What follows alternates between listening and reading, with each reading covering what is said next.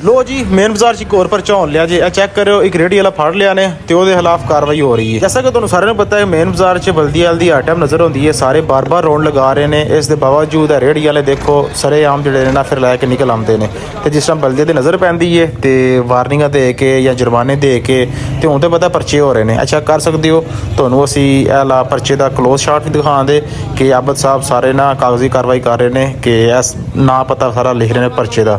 ਅੱਛਾ ਕਰ ਸਕਦੇ ਹੋ SHO ਸਾਨਾ ਸਿਟੀ ਲਾਲਾ ਮੂਸਾ ਦੇ ਬਾਰੇ ਸਾਰਾ ਪਰਚਾ ਫੜ ਕੇ ਲੈ ਗਏ ਨੇ ਉੱਥੇ ਥਾਣੇ। ਦੱਸੋ ਜੀ ਇਹ ਜੇ ਪੂਰਾ ਫੜੇ ਜਾਣਗੇ ਲਿਆਉਣਾ ਨੂੰ ਵਿੱਚ ਲਿਆਉਣਾ ਉਰਫ ਬਾਂਗੜ ਸ਼ਾਹਰੀ ਅੱਛਾ ਜੀ ਇਹ ਬੜੇ ਵਾੜੇ ਤਰ ਲੈਣਾ ਟਿਕਟਾਕ ਤੇ ਚੜਦੀ ਗੱਲ ਹੈ ਕੀ ਆਈਡੀ ਜੀ ਇਹਨਾਂ ਦੇ WhatsApp ਤੇ ਨਾਨ ਬੱਟ ਹਾਂ ਇਹ ਲਾਲਾ ਜੀ ਤੁਹਾਡੀ ਫੜੇ ਜਾਣਗੇ ਬੜੇ ਕੱਟੇ ਆ ਲਾਲਾ ਜੀ ਬੜੇ ਗਏ ਜੀ। ਬਾਅਦ ਅਗਲਾ ਸੀਨ ਚੈੱਕ ਕਰੋ ਇਹ ਪਠਾਨ ਸਾਹਿਬ ਇੱਕ ਨੇ ਇਹ ਜੀਟੀ ਰੋਡ ਦੇ ਉੱਤੇ ਜਿਹੜੇ ਨਾ ਫਰੂਟ ਵੇਚ ਰਹੇ ਨੇ ਰੇਹੜੀ ਲੈ ਕੇ ਜੀਟੀ ਰੋਡ ਦੀ ਫਿਰਦੇ ਪਏ ਨੇ ਸੈਂਟਰ ਵਿੱਚ ਹੀ ਤੇ ਉਹਨਾਂ ਨੂੰ ਫੜ ਕੇ ਲੈਂਦਾ ਤੇ ਇਹਨਾਂ ਨੂੰ ਵੀ ਹੁਣ ਜੁਰਮਾਨਾ ਵੇਦਾ। ਅੱਛਾ ਕਰ ਸਕਦੇ ਹੋ ਇਹਨਾਂ ਨੂੰ ਜੁਰਮਾਨਾ ਹੋ ਰਿਹਾ। ਜੇਕਰ ਤੁਹਾਨੂੰ ਵੀਡੀਓ ਅੱਛੀ ਲੱਗ ਰਹੀ ਹੈ ਤੇ ਮਜ਼ੀਦ ਅਪਡੇਟ ਵੀ ਚਾਹੀਦੀ ਹੈ ਤੇ ਇਸ ਵੀਡੀਓ ਨੂੰ ਸ਼ੇਅਰ ਕਰੋ ਕਮੈਂਟ 'ਚ ਆਪਣੀ ਰਾਏ ਦਾ ਇਜ਼ਹਾਰ ਜ਼ਰੂਰ ਕਰੋ। ਇਹ ਟਿਕਟੌਕ ਪੇਜ ਦਨਾਨ ਬੜੀ 70 ਨੂੰ ਫਾਲੋ ਕਰੋ। ਮਿਲਦੇ ਹਾਂ ਅਗਲੀ ਵੀਡੀਓ 'ਚ। ਅੱਲਾ ਹਾਫਿਜ਼।